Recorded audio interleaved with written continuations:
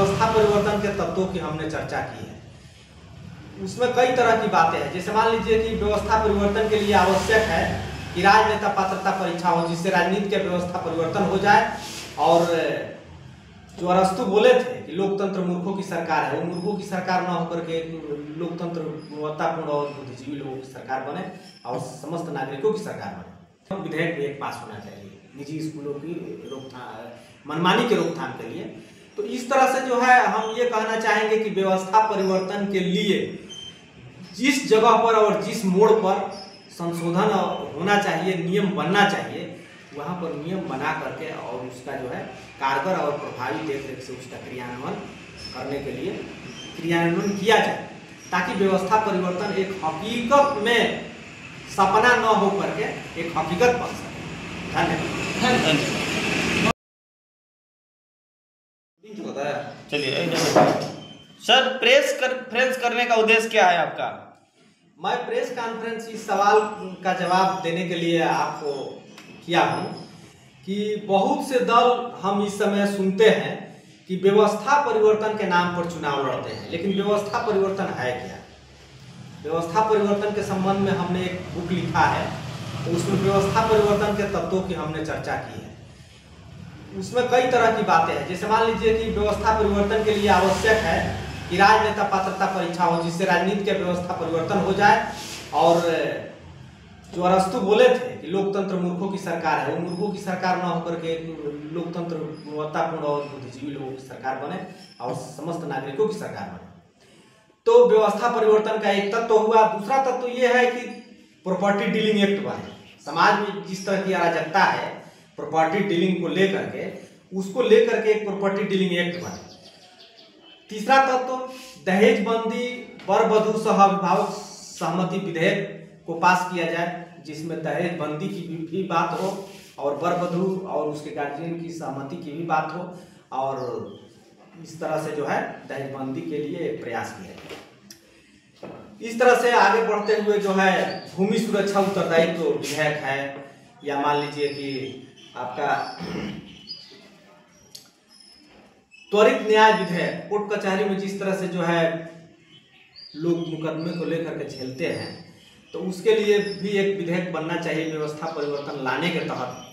त्वरित न्याय विधेयक मतलब कि दीवानी मामला हो या फौजदारी मामला हो, उसको हल करने का एक लिमिटेशन, एक समय सीमा होना चाहिए। इसके बाद जो है गांव में नाला नाली हर जगह जो है ग्रामीण सड़कों को लेकर के विवाद है, इसके लिए भी एक जो है कानून बनना चाहिए, ताकि जो है जिस तरह से सड़क, हवाई अड्डा, रेलवे, हाईवे के लिए कोई विवाद नहीं होता है, उस तरह से ग्रामीण सड़कों के लिए, नदी नाला के लिए भी विवाद न हो। इसके बाद व्यवस्था परिवर्तन का एक और तत्व है कि भूमि सुरक्षा उत्तरदायित्व विधेयक। मान लीजिए कि सरकारी जमीन है, हम देख रहे हैं कि प्रत्येक गांव में या प्रत्येक शहर में सरकारी जमीन का अतिक्रमण कैसे हो रहा है, और निजी जमीन भी अगर किसी व्यक्ति की, गरीब व्यक्ति का जमीन है, तो उसको भी लोग किस तरह से अतिक्रमित कर रहे हैं। तो इसका दायित्व किस पर है? किसी पदाधिकारी पर है। कौन इसकी सुरक्षा की गारंटी लेगा? कोई गारंटी नहीं ले रहा है। तो इसकी गारंटी लेने के लिए कि हर किसी की भूमि, चाहे सरकार की भूमि हो चाहे किसी निजी व्यक्ति की भूमि हो, उसकी सुरक्षा का उत्तरदायी लेने के लिए भूमि सुरक्षा उत्तरदायित्व जो है बनना चाहिए, ठीक ना। और इसी व्यवस्था परिवर्तन, जिस व्यवस्था परिवर्तन के नाम पर चुनाव लड़ते हैं, तो उसके तहत जो है हम तो चुनाव नहीं लड़ रहे हैं, मतलब जो चुनाव लड़ रहे हैं उनको हम बता रहे हैं कि किस तरह से जो है देश में व्यवस्था परिवर्तन करना है। तो सभी व्यवस्था परिवर्तन के तत्व को आगे बढ़ाते हुए एक और अध्याय है कि परिवहन के मामलों में जो गाड़ी बस चलती है, उसमें परिवहन के मामले में भी कई तरह के अनाचार है, ओवरलोडिंग है, ये है वो। तो एक परिवहन अनाचार रोधी विधेयक को भी पास होना चाहिए, इसको भी कानून बनना चाहिए। SC/ST को लेकर क्या कहेंगे सर? इसके बाद जो है चुनाव सुधार विधेयक लाना चाहिए। जिस तरह से चुनाव कर्मचारी जो है चुनाव में करवाने से हिचकते हैं, इसको लेकर के हम यही कहेंगे कि चुनाव की प्रक्रिया अत्यंत बोझिल बनाई गई है, उसको सरल और पारदर्शी बनाया जाए।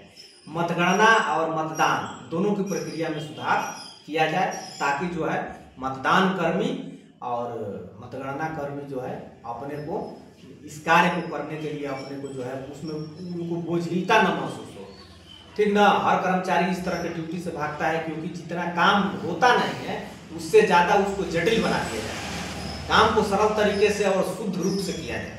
सर सरकार की जिम्मेवारी क्या है समाज कल्याण को लेकर? समाज कल्याण को लेकर के सरकार का जिम्मेवारी ये है कि जहाँ भी अन्याय हो रहा है, शोषण हो रहा है, मान लीजिए कि जहाँ भी गलती हो रहा है उस पर ध्यान दिया जाए। तो सरकार ध्यान दे रही है, देती भी है, ठीक ना। लेकिन जो है कभी कभी सरकार नीतिगत आधार पर जो है उसको समझ में नहीं आता है कि हमें क्या करना है। जैसे मान लीजिए कि राजनेता पात्रता परीक्षा हो या भूमि सुरक्षा अधिनियम हो, या मान लीजिए दहेजबंदी हो, या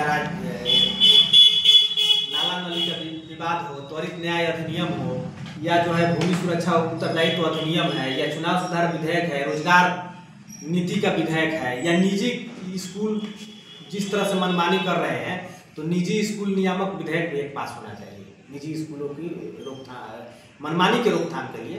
तो इस तरह से जो है हम ये कहना चाहेंगे कि व्यवस्था परिवर्तन के लिए जिस जगह पर और जिस मोड़ पर संशोधन होना चाहिए, नियम बनना चाहिए, वहाँ पर नियम बना करके और उसका जो है कारगर और प्रभावी देखरेख से उसका क्रियान्वयन करने के लिए क्रियान्वयन किया जाए, ताकि व्यवस्था परिवर्तन एक हकीकत में सपना न हो करके एक हकीकत बन सके। धन्यवाद।